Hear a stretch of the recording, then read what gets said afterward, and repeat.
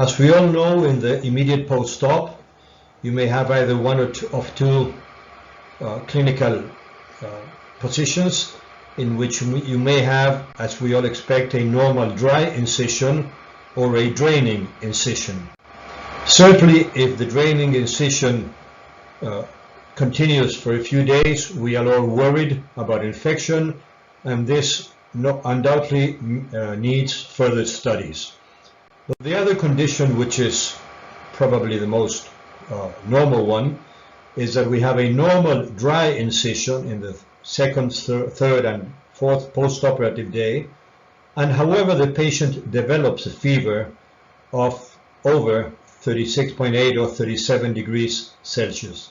And in this case, we and all clinicians will be thinking whether we are dealing with an infection or not, and what is the importance of this fever in the immediate post-op.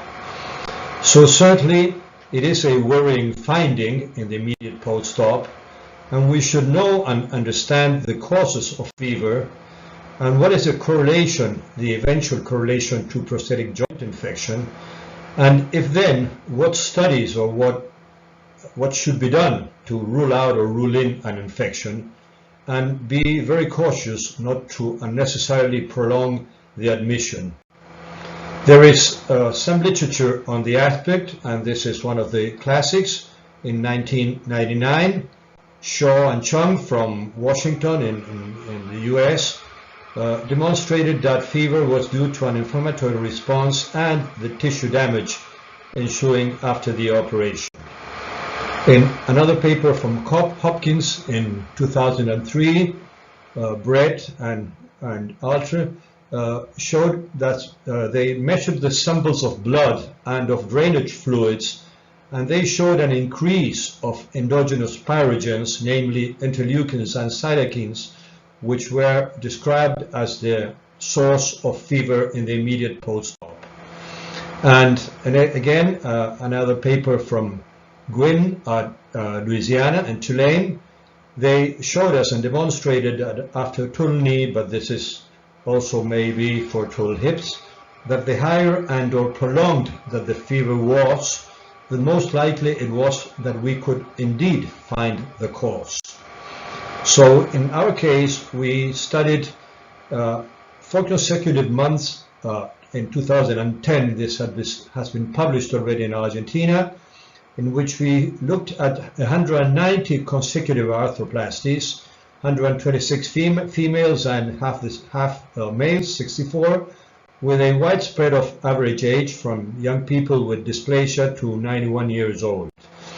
And of course, all patients were operated on a laminar flow operating room, and as you see, antibiotics for 24 hours, DVT prophylaxis for 2 to 3 weeks. And certainly what we did was analyze the thermic curve. And the only case in which we gave additional antibiotic prophylaxis was in males, if we had to insert an indwelling bladder catheter, since it is known that manipulation on the urinary tract may cause bacteremia. The inclusion criteria for this subset of patients was that we needed a minimum 1-year clinical and X-ray follow-up, and of course that they had no other active infection. And the exclusion criteria was that in 33 we had incomplete data, and 6 of them were patients that had had an infection and the operation was a revision after a spacer, so they were excluded because there was a previous infection. This left us with a cohort of 151 joint arthroplasties. As you see, 100 hips and 51 knees, and you see the distribution between primaries and revisions. Again, none of these were revisions post-sepsis. And what were the results? The results were that in 39 out of 151 patients, which is exactly 25%, they had fever. And the percentage of fever in the post-op was slightly higher in knees, as you can see, than in hips, although this was not statistically significant. The fever with a cause in 39 cases was found in 14, and we understood and arrived to the conclusion that the fever was due to a blood transfusion reaction in 10 out of 14 cases. 2 patients had cellulitis at the site of arm venipuncture, 1 urinary tract infection, which is a very well-known cause of fever in the post-op, and 1 patient had a paralytic ileus. And that left us, as you see in the last line, with 25 cases out of 39 in which post-op fever was of unknown cause. And what was the distribution of this fever in these 25 patients? As you see, there were 4 patients out of 25 that had fever in the first post-operative day, but 21 of them had fever in the second and 16 in the third post-operative day. And of course, since a few patients had fever in more than 1 day, the total number does not add to 25. And if we distribute this between hips in red and knees in green, you see the distribution is almost exactly the same, having most patients very rarely fever in the first night, the first evening after the operation.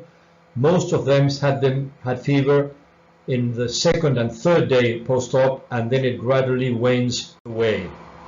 So the result in these 39 patients after a minimum 1 year follow-up in these patients with fever was that there was no cases with deep prosthetic joint infection. There were 2 superficial infections treated with local wound care, and 1 patient had a post-op traumatic lesion of the knee extensor mechanism that needed surgical repair. So in the discussion, we can and we should know and understand that the fever in the immediate postoperative period is not related to age, to gender, to operative time, or to the type of anesthesia, whereas it may be related to blood transfusion, be it autotransfusion or bank blood. It may be related also to urinary tract infections, to pulmonary atelectasis, to inflammation at the venipuncture site. It may be drug-induced fever, and there are several other rare but somehow appearing possibilities. So in conclusion, postoperative fever in the first 4 days is a physiologic response to tissue damage. If you have a patient with a dry wound and absence of clinical findings, you should not perform any additional tests that will be costly and that will certainly prolong admission. So you are okay if you have a patient in good clinical condition with a good dry wound, that you can discharge him with a fever up to 38.5% degrees, because it would certainly go away at home without any additional medication of measures. Thank you for your attention.